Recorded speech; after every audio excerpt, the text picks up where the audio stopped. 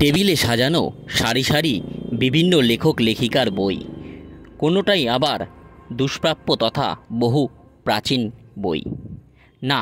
তবে এটি কোনো বইমেলা বা লিটল ম্যাগাজিন মেলা নয়, এটি ছিল একটি প্রদর্শনী। গত 18ই মে দিনটি ছিল বিশ্ব সংগ্রহশালা দিবস। প্রতি বছরই দিনটিকে যথাযথ মর্যাদায় পালন করে থাকে নদিয়ার নবদ্বীপ শহরের পুরাতত্ত্ব পরিষদ। এবছরও তার ব্যতিক্রমী হয়নি। বিশ্ব সংগ্রহশালা দিবসকে যথাযথ মর্যাদায় ও ভিন্ন ভাবনায় পালনে উদ্যোগী হয় নবদ্বীপের পুরাতত্ত্ব পরিষদ। আর এই বিশ্ব সংগ্রহশালা দিবস উপলক্ষে নবদ্বীপ পুরাতত্ত্ব পরিষদ আয়োজন করে 5 দিন ব্যাপী বিভিন্ন লেখক লেখিকাদের পুস্তক প্রদর্শনী। নবদ্বীপ পুরাতত্ত্ব পরিষদ সূত্রে জানা যায়, আনুমানিক 150 জন লেখক লেখিকার মোট 350টি বই এই প্রদর্শনীতে জায়গা পায়। আগামী দিনে এ ধরনের কর্মসূচি আরও করা হবে বলেও জানায় পুরাতত্ত্ব পরিষদ তরফে।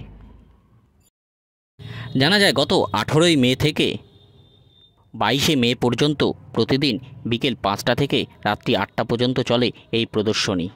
প্রতিদিনই অসংখ্য পাঠক পাঠিকাসহ বহু সাধারণ মানুষ এই প্রদর্শনী দেখতে ছুটে আসেন।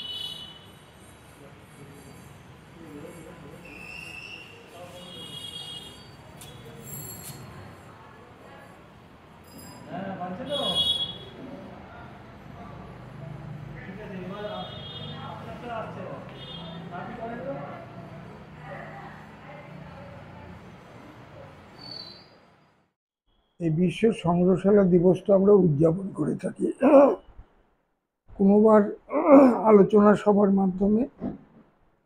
বেশিরভাগই এই দিনে আমরা প্রদর্শনী করি একটা যে কোনো বিষয়ে, বিভিন্ন বিষয়ের আগে প্রদর্শনী হয়েছে। এর আগে মোবাইলে স্বল্প দৈর্ঘ্যের 5 মিনিটের একটা ফিল্ম প্রদর্শনী, এটা আমরা করেছি, প্রতিযোগিতা করেছি। এবার আমরা করছি নবদ্বীপের লেখক কবিদের লেখা বইয়ের প্রদর্শনী।